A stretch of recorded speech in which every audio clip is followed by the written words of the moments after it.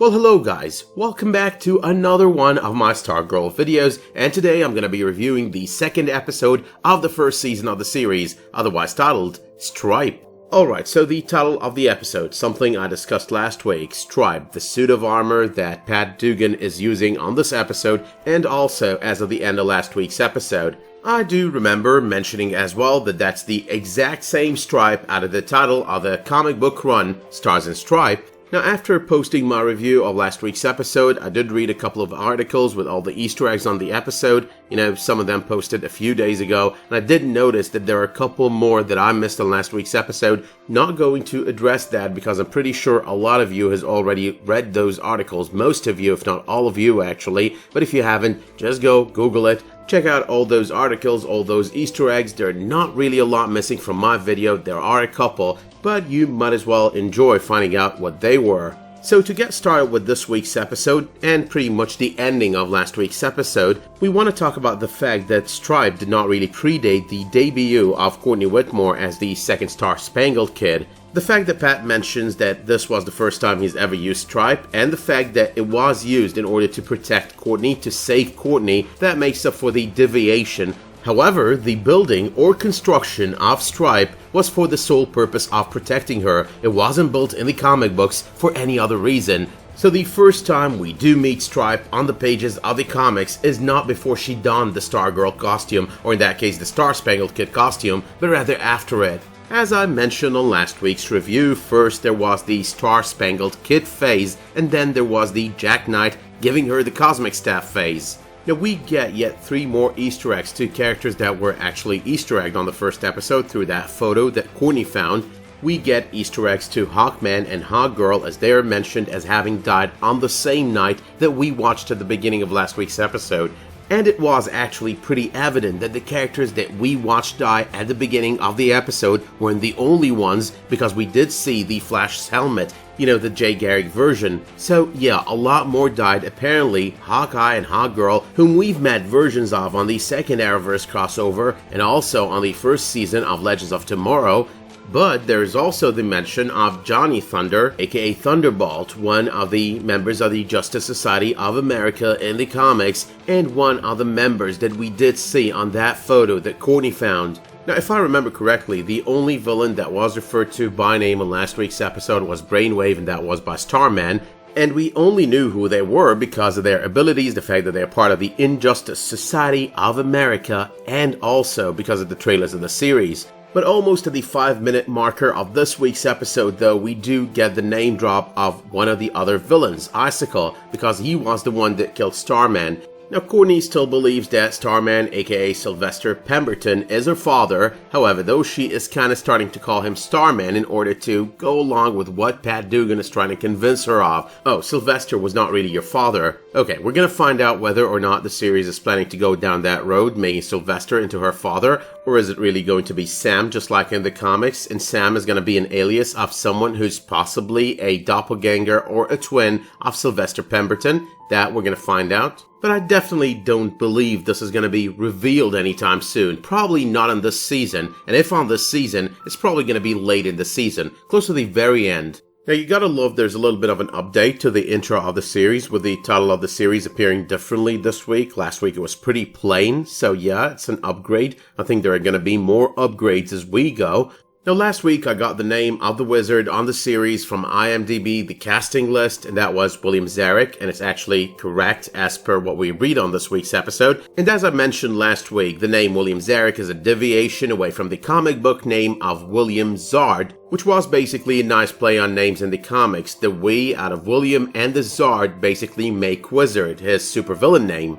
Now apparently, and as I suspected last week, the guy that Brainwave called in the middle of the episode, or maybe closer to the end, that was actually Icicle. And Icicle on the series is neither of his comic book counterparts in terms of name, so he's neither Jordan McKent, partner to all of these people in the comics, or his son Cameron McKent. I think that the change of names comes with the change of abilities, because in the comics, Jor, aka Jordan in this case, does not really have powers. He uses, and as I mentioned, a cold ray gun, so sort of like Captain Cold, while his son Cameron is more like Killer Frost, does have the abilities himself. So the variation in the abilities of Jor made him into a different character on the series with a different name, that being Jordan. On a side note though, I've got to agree with Courtney. Brainwave is quite creepy. His general demeanor, the invasiveness of his abilities, but also the fact that Christopher James Baker, the actor who portrays the role, is very good at doing creepy. Think Malachi on Agents of S.H.I.E.L.D., now think Brainwave on the series.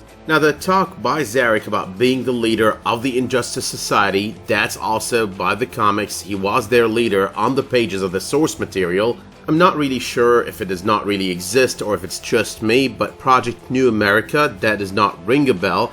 However, though the Injustice Society did have a plan on the pages of the comics, taking down the Justice Society was actually a major part of it, but taking control was also part of it, and that's also evidenced on this episode by the fact that William Zarek is a senator, and based on the poster that we see outside his house, he's also running for re-election. But there is a little bit of a deviation over here when it comes to Zart. In the comics, he's not married, and he does not have a kid, so no family at all for this guy.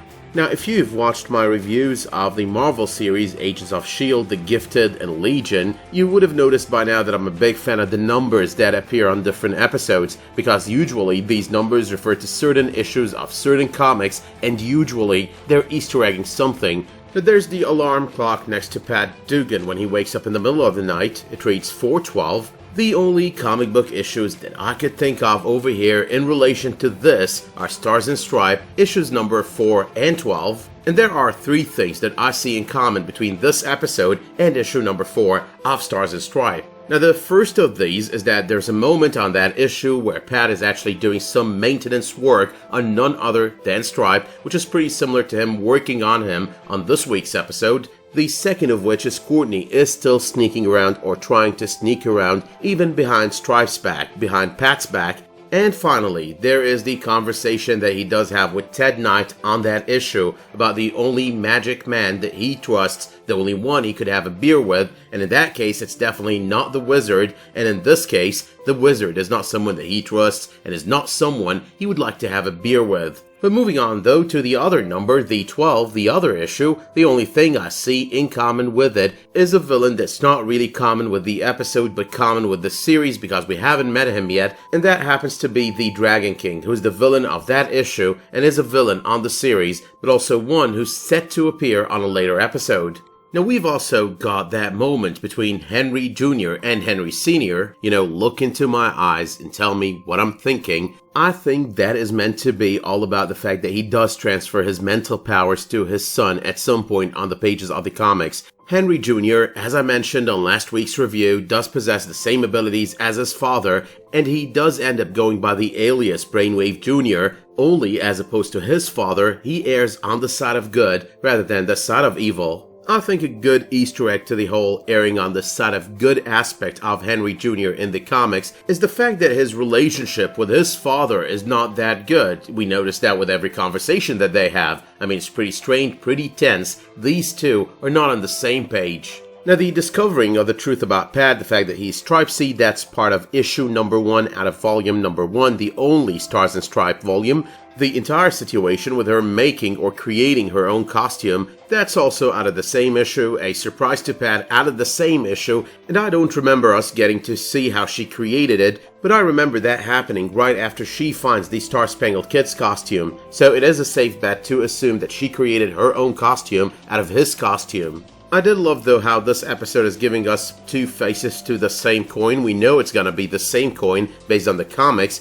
Courtney Whitmore on one hand and Pat Dugan on the other hand, both of them working on their costumes, if we could actually refer to Stripe as a costume. Now, it is on the following issue that Pat does take Stripe out for a test drive, and he does malfunction on that issue as well. So it's not with the same level of comedy that we watch on this episode, but it is pretty similar in a general kind of sense. But moving on, I don't exactly remember what the event was on the pages of the comics, but there was as well a school event paralleling the open house on this episode. Now the event in the comics as well is the first time that she ever dons the Star-Spangled Kid costume, and over here we've got a little bit of an Easter egg because the first time she does it, it happens to be heading for a face-off against Brainwave in this case at the school. In the other situation though, she was there first with the costume, and then Pat joined, and then he had to make a run for it, get into S.T.R.I.P.E, bring S.T.R.I.P.E around, and get into battle. But okay though, we get the name drop of Ted Knight. Ted Knight does appear for the first time on Stars and S.T.R.I.P.E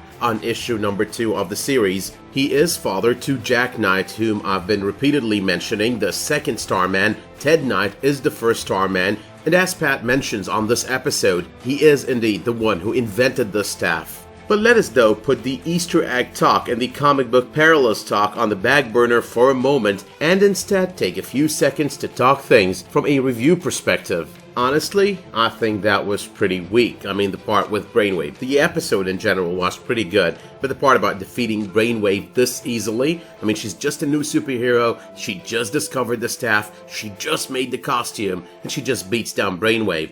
I'm almost certain Brainwave will be back because that was too easy. If not, his son is gonna pick up the mantle and at least go evil for the first season, you know, kind of to avenge his father. That is also a possibility. But as we did watch on the trailer, he is one of the core villains, you know, the villain's trailer for Stargirl. So I'm going to assume over here that this wasn't the last stand for Brainwave. He is gonna make a comeback and he's gonna face off again with Stargirl, maybe later on in the season, but he's probably gonna do it. Now there is the possibility that this was not so bad, because in the end this kind of brought the Injustice Society together, or at least it's about to bring them together. We do meet the Gambler for the first time on this episode. The Gambler is the guy we meet at the end, that's Stephen Sharp. We've got him meeting up with Jordan, and we've identified that Jordan is pretty much a mashup between Jor McKent and Cameron McKent. Solomon Grundy is their prisoner right there. So these are 3 right there in touch. We've got the Dragon King is gonna be added to the list, and we've got 3 others out there. We've got the Wizard, we met him in present day. We've got Croc, we met him in present day as well. And we've got the Tigress, and we know she is spouse to none other than Croc, aka Larry Crusher. So yeah, maybe the Brainwave situation is kind of speeding up things into the reunion between the Injustice Society members in order for them to face off with Stargirl, and I'm certain, put together, they're gonna give her quite the hard time.